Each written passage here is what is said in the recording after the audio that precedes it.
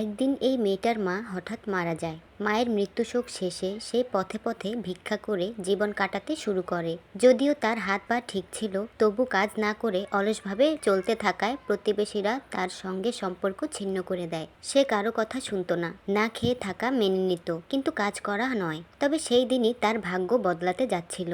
এক রাজা ঘোষণা করল যে সে নিজের বিশাল রাজপ্রাসাদ বিক্রি করতে চায়। প্রাসাদে ছিল 12টি ঘর ও 365টি জানালা। তবে শর্ত ছিল কোনো দরদাম করা যাবে না। মেয়েটি সরাসরি রাজপ্রাসাদে গিয়ে বলল, আমি দরদাম করব না, কিন্তু এখনই টাকা নেই। সে বলল, অনেক লোক তার কাছে টাকা ধার নিয়েছে, ফেরত পেলে রাজাকে দেবে। রাজা তাকে 1 বছর সময় দিল আর 365টি সোনার মুদ্রায় প্রাসাদ বিক্রি করলো। এইভাবে মায়ের মৃত্যুর মাত্র 1 সপ্তাহের মধ্যেই মেয়েটি একটি রাজপ্রাসাদের মালিক হলো। সে জিনিসপত্র নিয়ে প্রাসাদে এসে হল ঘরেই ঘুমাতে লাগলো। রাতে হঠাৎ সে শুনল একটা বিড়ালের ডাক। সে দরজা খুলে দেখে এক বিশাল কালো বিড়াল দাঁড়িয়ে। সে বিড়ালটিকে নিজের পাশে নিয়ে ঘুমিয়ে পড়ে, কিন্তু সকালে বিড়ালটি গায়েব। সব দরজা জানালা বন্ধ ছিল। কিভাবে গেল? রাতে আবার বিড়াল এলো। এবার বিড়াল নিজের মুখ থেকে একটা হিরে উগরে দিল। মেয়েটা অবাক হয়ে গেল।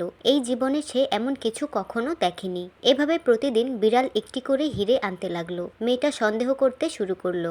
এক রাতে সে বিড়ালের পিছু নিল। বিড়াল রাজপ্রাসাদের শেষ ঘরের একটি গোপন দরজা খুলে নিচের দিকে নেমে গেল। মেয়েটাও অনুসরণ করলো। নিচে গিয়ে সে যা দেখলো তাতে হতবাক হয়ে গেল।